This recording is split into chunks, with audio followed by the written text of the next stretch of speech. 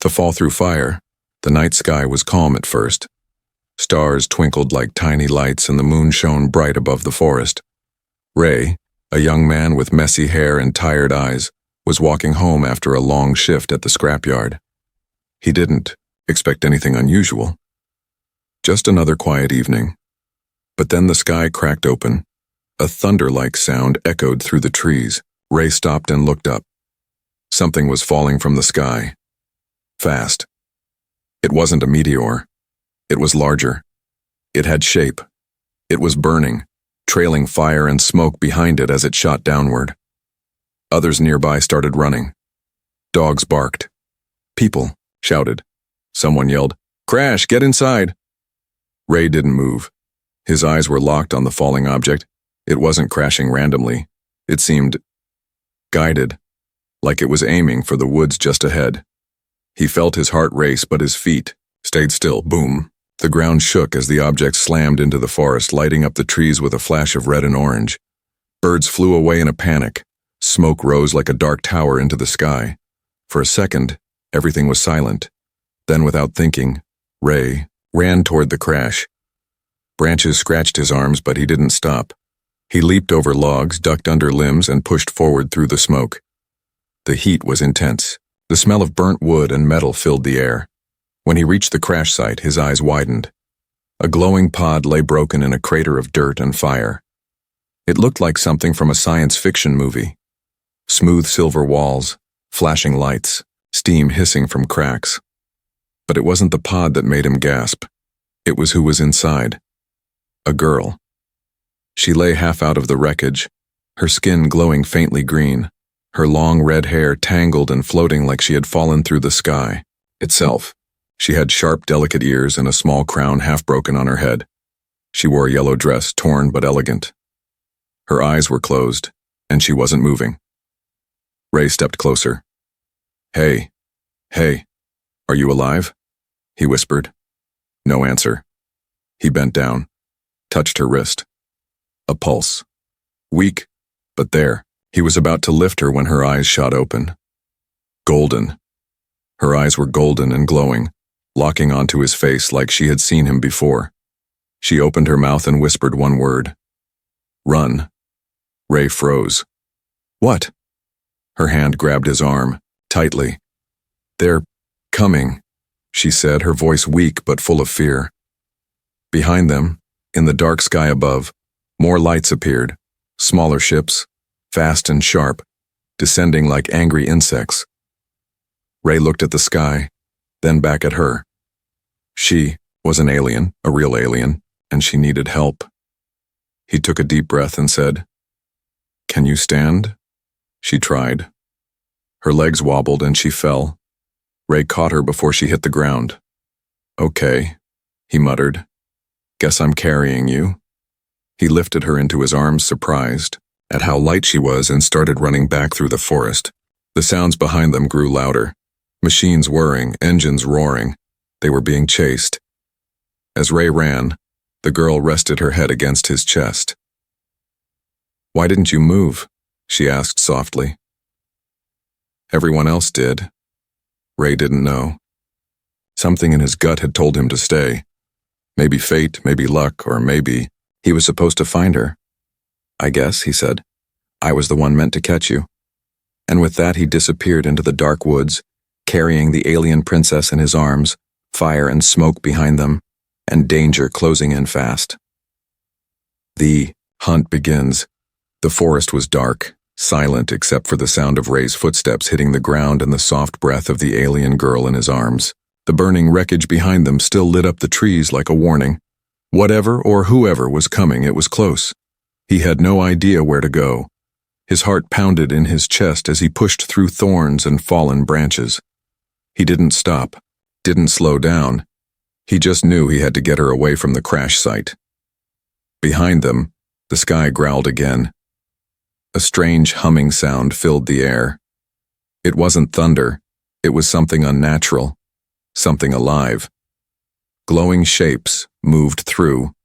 The clouds above, sliding between trees like shadows made of metal. The ships were searching. They were hunting. Finally, Ray saw the edge of a small hill. At the top stood an old concrete bunker, hidden behind thick vines and years of moss. No one came here anymore. Not since the war decades ago. It was forgotten. Perfect. He kicked open the rusty door and carried the girl inside. The air inside was cold and damp. Dust floated through beams of moonlight from cracks in the wall. He set her down gently on an old blanket and lit a dim flashlight. She looked even more strange up close. Alien, yes, but beautiful in a way that didn't feel wrong. Her skin shimmered faintly, like moonlight on water. Her eyes fluttered, and then slowly opened. "You saved me," she whispered. "You warned me," he replied. She sat up slowly, still weak. "They'll come for me. They always do." Ray frowned. "Who are they?" She hesitated. Then she looked him straight in the eye and said, "My people." He blinked. "Your people tried to kill you?" "Not all of them," she said. "Just the ones who want the crown." The word hit him like a shock. "Wait, you're royalty?" She nodded. "Princess Leora of Valexia, daughter of Queen Aria. I was next in line, until I spoke out." "About what?" She looked down. "About the war, about how it's wrong. They didn't like that." Outside, a soft vibration shook the ground. Ray turned off the flashlight. Silence. He walked to the narrow window and peeked out. Small, hovering lights floated through the trees, scanning, searching. "We're not safe here for long," he whispered. Leora stood slowly. "I can move now, not far, but enough." Ray looked at her, eyes serious. "You're not going back out there alone. I saw you fall, and I'm not letting them take you." She tilted her head. "You're strange, brave, for someone with no powers." He shrugged. "Maybe bravery is the power." Suddenly, a sharp sound pierced the silence. A whirring pulse. A scanner beam passed over the hill outside. Ray pulled her down just in time. The beam barely missed the bunker window. Leora whispered, "They're close. If they scan twice, they'll find this place." Ray looked around. "We have to run again. Now." "No," she said. "This time, we fight." Before he could ask how, she raised her hand. Light pulsed from her palm. A thin blade of energy appeared, glowing softly like a flame underwater. "Where did that come from?" he asked, eyes wide. "It's part of me," she said, "but I can't use it for long." He looked at her, then nodded. We moved together. They slipped out the back of the bunker, crawling through roots and crawling vines. The forest was alive with movement. Scanners buzzed overhead, but the trees gave cover. Every few minutes, Ray would freeze, listening for footsteps, breathing only when it was safe. Then, a sound, a soft voice, whispering in a strange language. It was close, too close. Leora touched Ray's hand. "They're here." They ducked under a broken log, hearts racing. Just a few meters away, 2 alien soldiers passed by. Tall, armor-covered, their faces hidden behind silver masks. They held long weapons with glowing tips. Scanning. Hunting. One of them paused. Turned, slightly. Looked toward the log. Ray held his breath. The soldier took a step closer. Leora's energy blade flickered to life. Her grip tightened. Just before the soldier could lift the branch, a loud roar filled the air. A wild beast from the deeper woods ran across the path, growling, crashing through trees. The soldiers turned to chase it.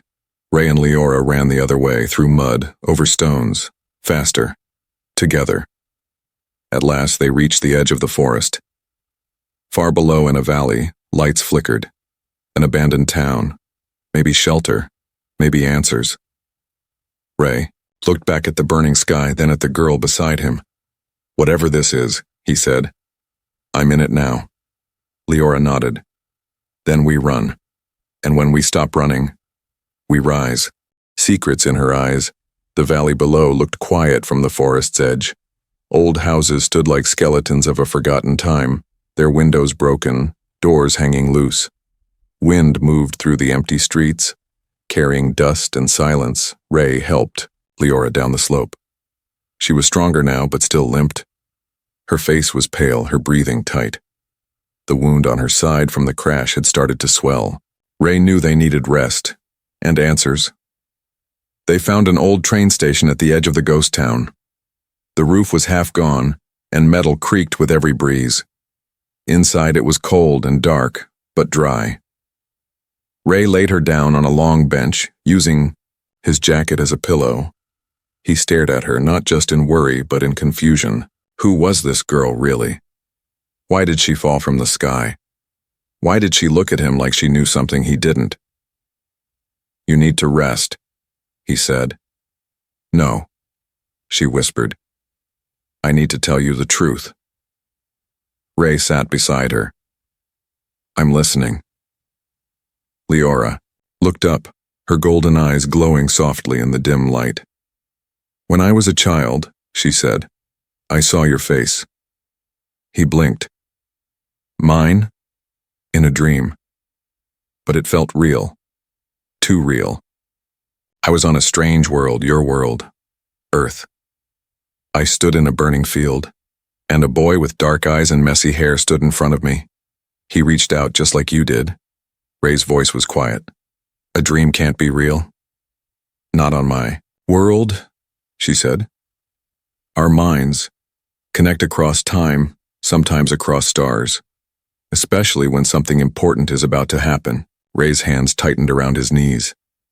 "You saw me before you even came here?" She nodded. "And I didn't understand it. Not until the fall." He stood up and walked to the broken window. Outside, shadows moved. Maybe it was just wind. Maybe it wasn't. "You're saying this. Whatever's happening between us, it was meant to be?" "Yes," she said softly. "And no." He turned to look at her. "You have something," she continued. "Something inside you that connects to my people, to my kind. It's why you saw the fall, why you didn't run, why you were able to touch me without pain." Ray frowned. "What do you mean, pain?" "My body," she said, "is not like yours.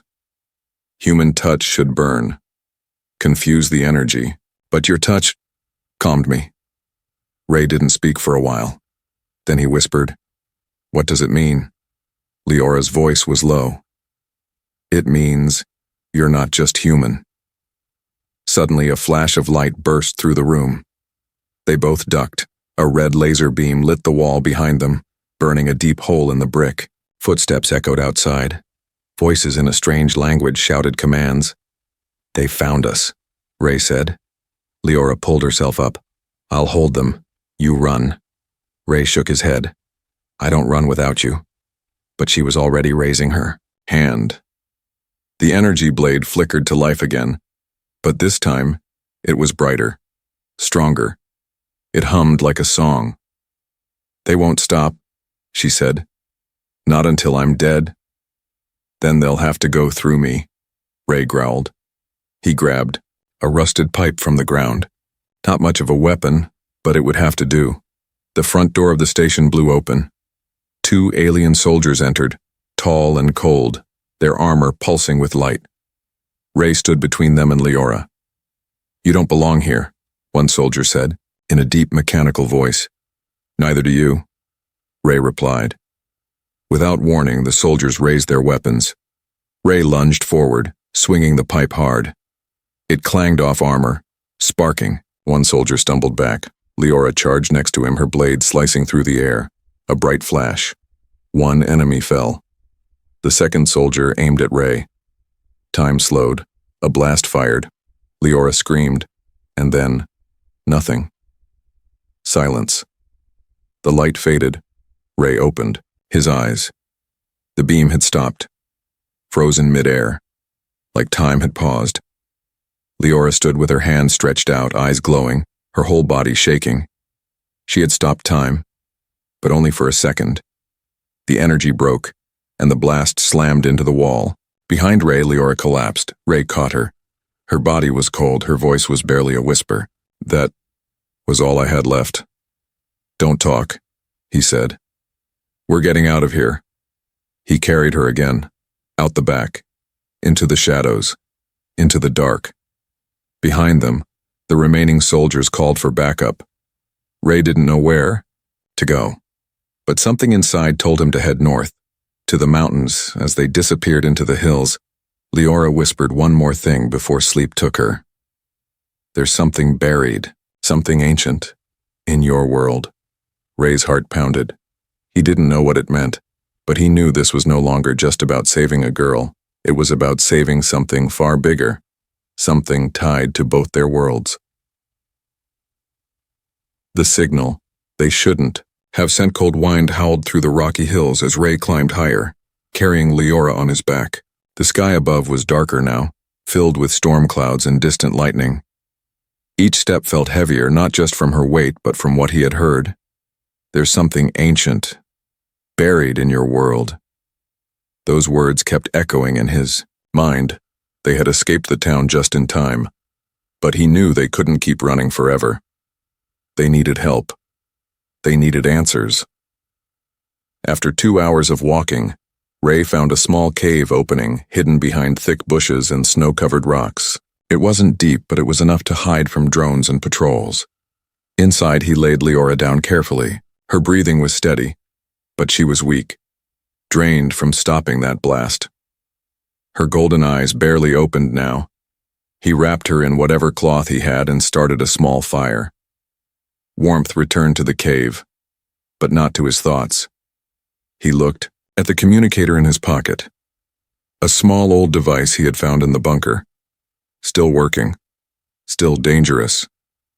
He stared at it. Should I try? He asked her quietly. Her voice was low. They might hear us, but Earth needs to know. He nodded. His fingers trembled as he turned it on. Static buzzed. The screen lit up, flickering between symbols. He adjusted the frequency and started recording. This is Ray Carter, broadcasting from the northern sector. I've found someone. She's not from here. She's in danger, and so are we. Alien soldiers have landed. They're searching for her. And I think they're planning something bigger. If anyone hears this, please respond. He hit send. The signal shot into the sky, and with it, so did the danger. Far away in orbit, a ship caught the signal. It wasn't one of the enemy. It was Earth's own defense satellite. Forgotten, old but still alive. Its sensors blinked, and deep underground, a bunker lit up for the first time in years. An old man in a gray uniform sat up straight. We have contact, he whispered. Back in the cave, the signal had done more than just alert Earth. It had also awakened something nearby. Ray felt it first, a deep hum in the rocks. The fire flickered. The cave walls pulsed with a soft, blue glow. What is that? He whispered. Leora opened her eyes, weak but alert. You've touched it. Touched what? The ancient energy. It responds to those who carry both bloodlines. Ray looked confused. What bloodlines? She struggled to sit up. My people, and yours. A long time ago, our worlds made a bond. Your ancestors helped build something buried in the earth. A machine, a heart, a lock. A lock, Ray repeated, to hold back something terrible. A sudden rumble shook the cave. Cracks formed in the stone. You woke it, she said. It knows you're near. Outside lights flashed in the distance. Not drones. Ships. The enemy was coming. Ray grabbed her hand. We have to move. Now. But before they could run, the ground beneath them cracked open. The fire went out. Light shot upward from below, swallowing them both. And then, silence. When Ray opened his eyes, they were no longer in the cave. They were inside something. Huge. Walls made of metal and stone, floating symbols in the air, glowing lines along the floor like rivers of light. Where are we? Ray whispered. Leora stood beside him, her strength slowly returning. This is the old core, the place your people helped build. It only opens to a key. Ray blinked. And you think I'm the key? She nodded. You are the last of the line. As they stepped forward, the walls reacted, glowing brighter. In the center of the room stood a massive platform with a single chair. Beside it, a floating orb hovered. Ray approached it. As his fingers brushed the surface, images filled the air, visions of the past, Earth's first contact with her kind, a treaty signed in secret, human engineers building the lock with alien help, but then, betrayal. One side tried to open the lock too early. It released a dark force, something ancient, hungry, powerful. The alliance fell. The worlds went silent, and the key was hidden in blood. Ray stepped back, shaken. I don't understand. Leora looked at him, her eyes full of emotion. You're not just someone who caught me. Ray, you were born for this, to finish what was started. Above them, a siren blared. The enemy had found the cave. The entrance collapsed behind them. They're coming, she said. Ray turned to the control platform. His hands moved like they knew what to do. The machine came alive. A shield rose above, the room protecting them for now, but it wouldn't last. He looked at her and said, You wanted to rise, now we fight. And the lights burned brighter than ever. Escape through the dead zone. The wall shook. Ray grabbed the control platform as the ancient machine trembled under the pressure of the attack. Above them, the cave had already collapsed, but the enemy wasn't stopping. They were drilling down, trying to reach the chamber. Giant claws of alien metal pounded the surface above, causing dust to fall like rain from the ceiling. They found us, Ray said, breathing hard. Leora stood next to him, sweat on her brow, energy blade ready in her hand. We won't survive another hit, we have to move. Where? She pointed to a tunnel that had just opened behind the core. There's a path. It leads to the dead zone. Ray turned. I thought no one goes there. Exactly. That's why we'll be safe for now. They ran. The tunnel was narrow, glowing symbols fading behind them with each step. As they entered the dead zone, everything changed. There was no sound, no hum of machines, no signal, just silence. The air felt heavier, here, like something ancient was watching. The path led into a wide underground chamber, half nature, half technology. Giant roots broke through cracked floors. Broken alien machines stood like statues, frozen in time. Walls pulsed faintly with blue light, barely alive. Leora stumbled and fell to her knees. Ray rushed to help her. What's wrong? He asked. She looked up, pain in her eyes. This place, it drains energy, especially mine. The dead zone was made to trap people like me. Then why come here? She forced a weak smile. Because they can't follow. Their ships don't work in here. Ray looked around, breathing hard. So we're trapped too. For now. They hid inside, the shell of a fallen craft, its metal cold and hollow. Ray found an old storage panel and pulled out a strange container. Inside were dry food bars and a vial of glowing liquid. He handed it to Leora. Drink this. You need strength. She took a sip and coughed, but color returned to her face. Thank you, she said softly. They sat in silence for a while. Then Ray spoke. You said the dead zone was built to trap people like you. Why would your people build a place like that? Leora looked down. Not all of my people wanted peace. There were those who feared the power of the old ones, feared what would happen if anyone used the key. Ray frowned.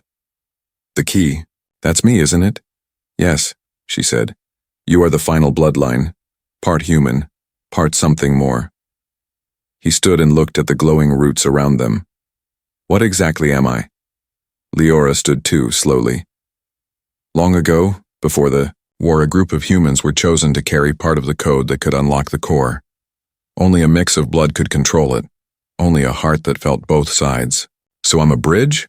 No, she said. You're a weapon. Before he could answer, the ground shook again. But this time, it came from below. A crack opened in the chamber. Out of it rose something neither of them expected. A creature, tall, armored in bone, its eyes glowing like dying stars. It moved slowly, dragging chains behind it. Symbols floated around its body, pulsing with an energy older than time. "What is that?" Ray asked, backing away. Leora's eyes widened in fear. "That is one of the Forgotten." The creature turned its head. It had no mouth, but it growled, and then it charged. Ray pushed Leora behind a metal wall and rolled to the side.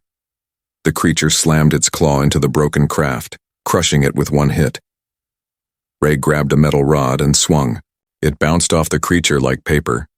Leora raised her blade, but it flickered. "Too weak. We can't fight this," she said. "Then what do we do?" She looked at the ancient machine nearby.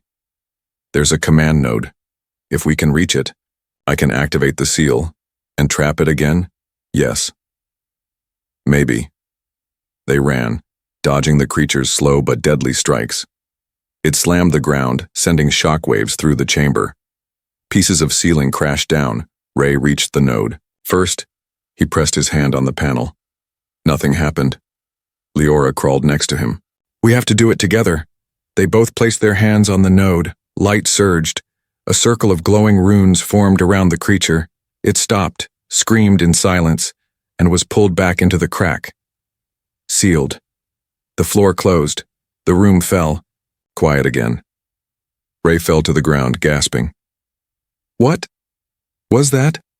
"A guardian," Leora whispered. "Placed here long ago to protect the secret. But now, it protects nothing." They sat in silence again, and then a low beep came from Ray's communicator. A signal, faint, but human. Someone had heard him. "It's from Earth," Ray said, eyes wide. "They're coming." Leora looked at him. "Good, we'll need help. Because this war, it's just beginning." Truth from the stars. The signal from Earth was weak, but it was real. Ray stared at the small screen on his communicator, the green blinking dot like a heartbeat in the dark. The voice coming through was crackled, broken by static, but it said his name. "Ray Carter. If you hear this, we received your message. We're coming." Leora stood beside him, still pale, from the fight, her body leaning on the wall for support. The air in the dead zone was getting thinner. Power was fading, but hope had returned. "You think they'll really come?" he asked. She nodded slowly. "They have to. You woke the core. Earth is part of this now." Hours later, at the edge of the dead zone, the sky above lit up with a burst of white light. A shuttle. Not alien. Human. It flew low and fast, landing just beyond the canyon walls. Dust and ice flew in every direction as the ramp opened. Men and women in old Earth military suits stepped out, weapons raised, but their eyes were full of shock. One officer, older than the rest, removed his helmet and walked forward. "My name is Commander Reese," he said. "You're the one who sent the signal?" Ray stepped forward. "Yes, and this is Leora, the alien princess they tried to kill." Reese looked at her, his expression unreadable. Then, without a word, he nodded. "Get them inside. We've got a lot to talk about." Inside the shuttle, everything moved fast. Medics treated Leora. She resisted at first, but allowed them to help. Ray sat beside her, holding her hand. Something about the moment felt heavier than just survival, like history itself was turning. Commander Reese stood over them with an old data pad. "Do you know what this is?" he asked. Ray glanced at it. "Looks old." "It is," Reese said, "but it's not from Earth." Leora leaned forward. "That's from Valexia." Reese looked surprised. "How do you know?" "It holds the map," she said, "to the ancient vault." "Vault?" Ray asked. Reese nodded. The last time Earth had contact with her people, they left behind something deep underground. A vault built to keep out both sides. It was sealed after the Alliance broke apart. No one could open it. "Until now," Leora whispered. "Because the key is awake." Ray sat up. "You mean me?" "Yes," she said. "Your blood is the bridge. The vault will respond to you." Commander Reese looked serious. "But we have a problem." He pressed a button. A hologram appeared above the table. A map of Earth zoomed in on the region near the mountains. The enemy has already started digging. They're searching for the vault. If they find it before us, it's over. Ray stood. Then we stopped them. Hours later, the shuttle flew low across the icy plains. Mountains rose like jagged teeth, and the sky darkened with heavy clouds. Lightning flashed in the distance. Beneath them, ships were already landing. Enemy ships. Dozens of them. "They're here," Reese muttered. The shuttle landed behind a ridge. Ray, Leora, and a small team of soldiers moved out on foot. Time was short. As they moved closer to the site, Leora began to glow faintly. Her skin shimmered with golden light, and her steps grew lighter. "The vault is near," she said. They reached the edge of a deep crater. Down below, alien machines were digging. Large drones floated above the site. And in the center, a door, black, ancient, marked with symbols from both worlds. Ray stepped forward. The door responded. Symbols lit up, pulsing slowly. "It knows. You," Leora whispered. "Then let's open it," Ray said. He placed his hand on the center. The ground shook. The door groaned, then split in two, opening into darkness. But as the team moved forward, a scream filled the air. Not human, not Leora's kind. Something else. From the shadows behind the crater, a figure stepped forward. Tall, wrapped in armor, eyes like stars burning out. What is that?" Ray asked. Leora stepped back. "It's not from my world. It's older." The figure spoke in a deep, slow voice. "You should not have come." Commander Reese raised his weapon. "Identify yourself." The figure didn't answer. Instead, it raised its hand, and the drones above turned toward the humans. "He controls them," Ray said. Leora grabbed Ray's wrist. "That's not one of my people. That's a guardian of the ancient kind. From before our war. From before your time. They were made to protect the vault from us." The guardian moved forward, step by step, cracking the ground under its feet. "Fall back," Reese shouted, but Ray stood still. "If I don't go through that door," Ray said, "this all ends here." "Then go," Leora whispered. "I'll cover you." She ran forward, her energy blade glowing brighter than ever. The soldiers followed. The guardian unleashed a wave of force, blasting everything backward. But Ray ran straight into the vault. As soon as he passed the door, everything changed. The air shimmered. The world turned gold, and a voice spoke inside his mind. "You are the last." He stood in a chamber of light. Memories danced in the air. Earth, Valexia, the stars. He saw the truth. Earth was once part of something greater. Humans had power long, forgotten, and he was the last piece. A console rose from the floor. A single command appeared. "Unlock Unity." Outside, the battle raged. Inside, Ray placed his hand on the console. A wave of light exploded from the vault, and the war paused. The rise of two worlds, the wave of light that burst from the vault, was not just energy, it was memory, power, and truth all in one. It spread through the battlefield like fire through dry leaves. The enemy soldiers froze mid-charge. Their ships stalled in the sky. The Guardian itself stopped walking, its armor dimming as it turned its glowing eyes toward the vault entrance. Ray stood inside the chamber, still touching the console. He felt everything. Visions rushed into his mind. Scenes from both Earth and Valexia. He saw the first meeting between their people. He saw humans and aliens shaking hands, working side by side, building the vault together to lock away an ancient force that threatened both worlds. And he saw the betrayal. One leader, greedy for power, had tried to open the vault alone. The alliance was broken. War followed.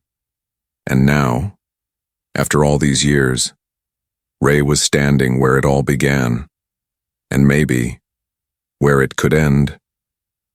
Outside the vault, Leora struggled to her feet. Her blade, was dim now, her strength nearly gone, but she stared up at the Guardian, and to her shock, it bowed. "What?" she whispered. The creature slowly knelt, resting its arms across its chest. The drones above shut down, dropping silently to the ground. Commander Reese stared in disbelief. What did he do in there? Before Leora could speak, a sound echoed from the vault. Ray's voice. He stepped out, eyes glowing faint gold. Not like Leora's, but close. Something had changed, something deep inside him. "He's not just human anymore," Leora whispered. Ray looked at them all. Soldiers, aliens, machines. He wasn't afraid anymore, he was connected. "I saw everything," he said. "The truth, the pain, the lies, the hope." Commander Reese stepped forward. "What happens now?" Ray looked up at the sky. "We have one chance." He raised his hand. From the vault, a second wave of light launched upward, straight into space. Seconds passed. Then, something answered. A signal. Stronger than any before. Ships appeared in orbit.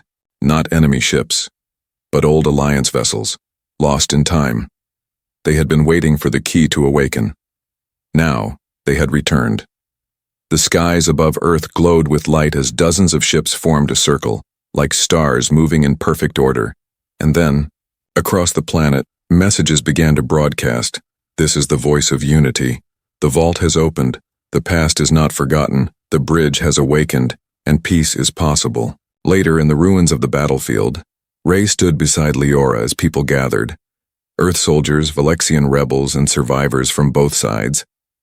Commander Reese handed him the communicator. "You sure you want to speak?" Ray nodded. "This isn't just about me, it's about everyone." He stepped forward and spoke to the crowd.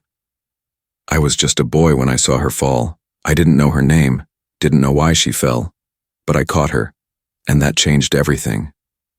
We've been divided for so long by fear, by lies, by silence.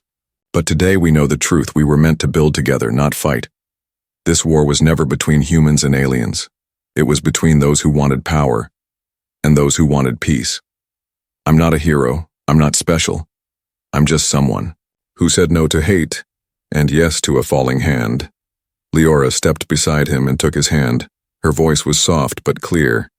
"And I'm not just a princess. I'm someone who was saved by kindness, a moment of bravery that lit the fire of change." Cheers rose from the crowd, and above, the ships formed a new signal in the sky, a symbol of unity, two hands reaching toward each other. Months later, a new station was built, right over the old vault, a place where humans and Valexians would meet, work, and protect the galaxy together. Ray walked the halls, now wearing a new badge, Ambassador of Earth. Leora walked beside him, not just a ruler but a friend, and more. As they stepped onto the platform, a young girl from Valexia ran up and asked, "Is it true? You caught her when she fell?" Ray smiled. "Yes. And you didn't let go?" "Never." And he looked out at the stars, no longer afraid, no longer alone, because now, two worlds had risen, together.